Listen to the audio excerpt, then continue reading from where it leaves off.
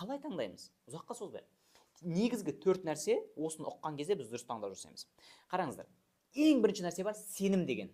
Сенім.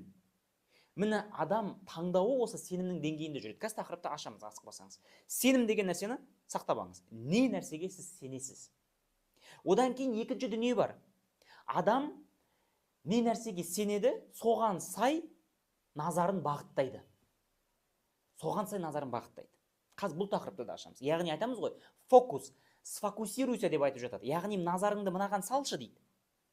Назарыңды бөлетін күллі нәрсені итеріп таста да, мына жаққа назарыңды сал. Яғни орысша айтсақ, сфокусируйся. Я болмаса бұл былай сөзім айтылады.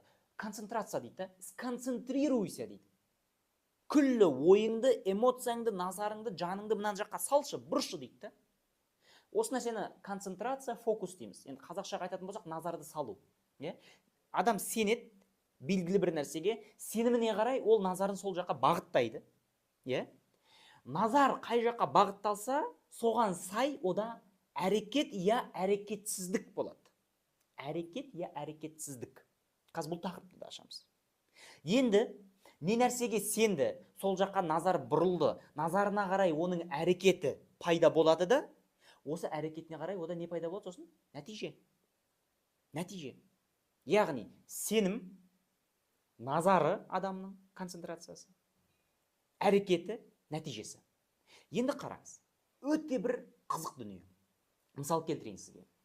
Адам мына сенім деңгейінде аварияға ұшырайды. Генри Форд деген кісінің керемет сөзі бар. Если вы верите, что вы можете, дейді, яғни қолымнан келеді дегенге сенсеңіз, дейді, то вы правы, дейді. Дұрыс айтасыз, дейді. Сіздікі дұрыс, дейді. Сіз жетесіз, дейді. Но если вы верите, что вы не можете, дейді, бірақ сіз қолымнан келмейді деп сенсеңіз, дейді, вы также правы, дейді. Ол да рас, дейді.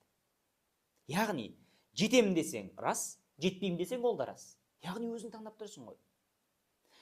Яғни адам баласы таңдауды, бақытты, байлықты, бақуатты өмірді, нәтижені қай жерде қалай таңдайды десе, сенім деңгейінде таңдайды екен. Сенім деңгейінде. Мысалы, қараңыз.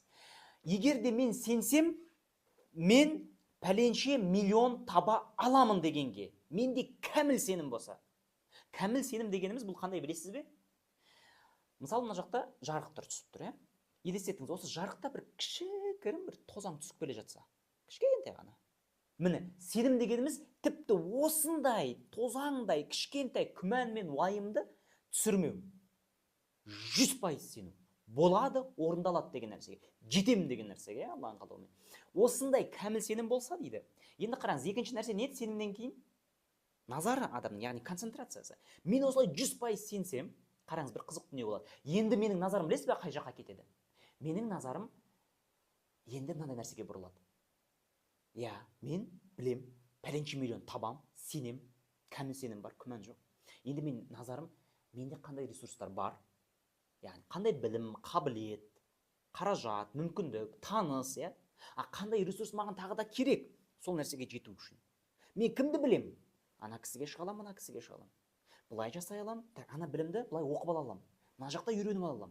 Яғни менің назарым менде бар ресурстарға және маған қажетті ресурстарға оның алу жолдарына қарай бағытталады. Енді менің назарым осыған бағытталғаннан кейін үшінші негіз не еді? Әрекет.